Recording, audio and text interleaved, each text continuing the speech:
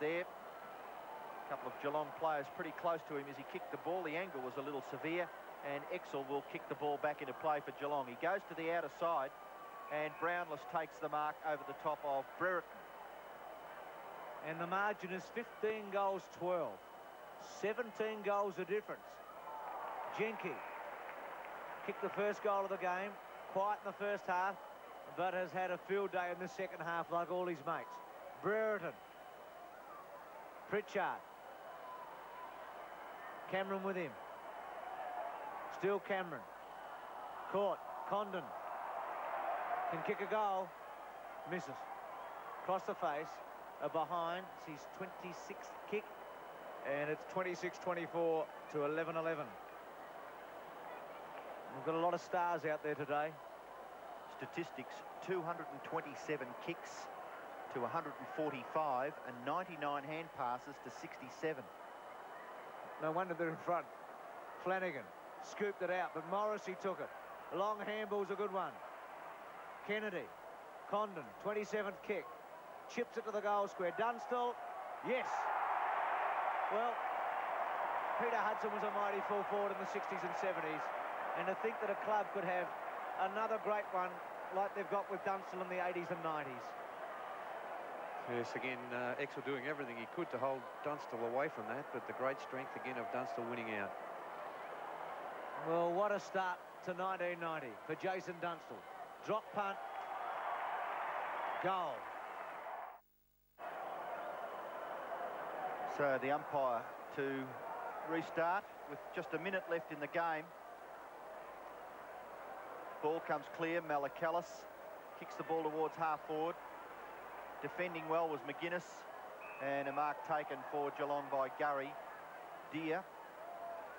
Well, it wasn't so long ago that that sort of thing would have been a 50-metre penalty, but umpire allowing it to just transpire with no penalty. Ball nearly finishes up with Bailey. He fights after it again. But look at that Hawthorn defence. Gee, they work overtime. Methodically, McGuinness gets his way through to give the hand pass off to Dixon. Dixon gives a hand pass to Curran. Curran had loved this, the last few minutes getting into the play. The tap on goes towards Anderson. He can't control the ball. Curran does a big knock on Baldwin. A short pass finishes with Dixon in the forward pocket. Unselfishly, Brereton. Brereton should kick a goal and does so. Brereton kicks his 5th goal. He's kicked 5 goals, 1. But the star of the day has been Jason Dunstall. He has kicked 12 goals, 4. Yes, it's been a class performance by these two forwards, Dermot Brereton and Jason Dunstall. But the on-ball players have been very impressive.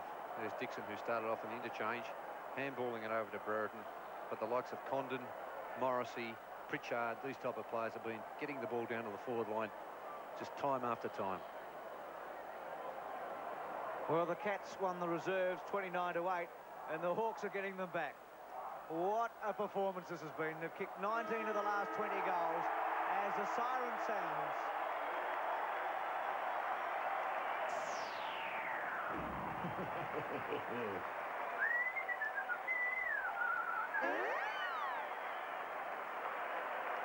Hawthorn at its very best.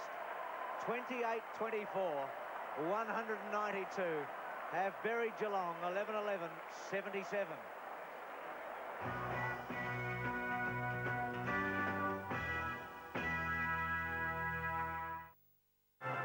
Well, a remarkable, almost unbelievable scoreline here at VFL Park. Hawthorn 28-24, 192, absolutely thrashing Geelong, keeping them goalless in that last quarter. 11-11, 77. So a huge win for Hawthorn, the defending champions, off to a flying start.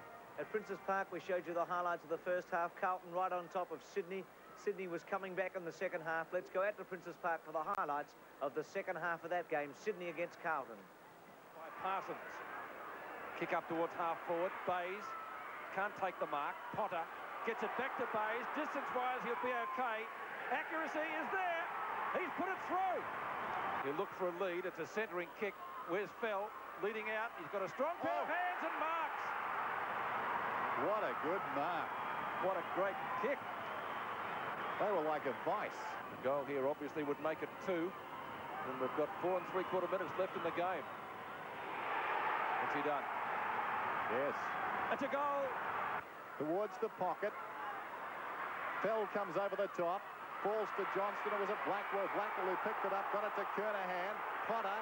Bays. Mitchell. A snap at goal. It's good. It's home. They've never been in front all day. They're in front now. So an amazing comeback by Sydney to take the points at Princes Park. 15-14, 104. They'll be celebrating in the Harbour City. Carlton, after looking winners all day, 14-15, 99. Other matches, North Melbourne and Melbourne. Melbourne comfortably in front all day, and that's a good performance by the Demons. 22-10, 142. North Melbourne 12-17, 89. And Essendon well on top against Fitzroy. 20-21, 141 to Fitzroy, 8-12, 60.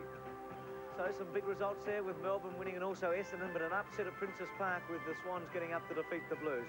Tonight, it's Richmond against Brisbane at Carrara, live on 7. And the Bears, who finished last year off well with a new coach with Norm Dare, against the Tigers. Tomorrow, West Coast against Collingwood in Perth from Subiaco from 2 o'clock. And then Footscray against St Kilda. Dunstall kicked 12 today. I wonder how Tony Lockett will go tomorrow. Some stations taking that around the 7 network. Well, we've got some great games next week as we look at round 2. Richmond, North Melbourne Friday night. Carlton and Collingwood on Saturday. Melbourne and Geelong. Well, Geelong will want to bounce back. Fitzroy against Brisbane. St Kilda, West Coast. But what about this game? Essendon, who've had a big win today, and Hawthorn at Windy Hill. It'll be a beauty. And on the Sunday, it's Sydney and Footscray. Australia won the Davis Cup today, or went to a 2-1 lead in the Davis Cup. It's been a great afternoon of footy on AFL Live. Hope you've enjoyed it, and stay with 7 Sport. All the world needs heroes, one for all and all for one. We stand with pride beside Australia's favourite sons. They got the spirit and passion. They got the spirit and the passion. And the best is yet to come. For more football action, join us tonight at 10:40 for our telecast of the clash between the Brisbane Bears and Richmond. Australia's favourite son.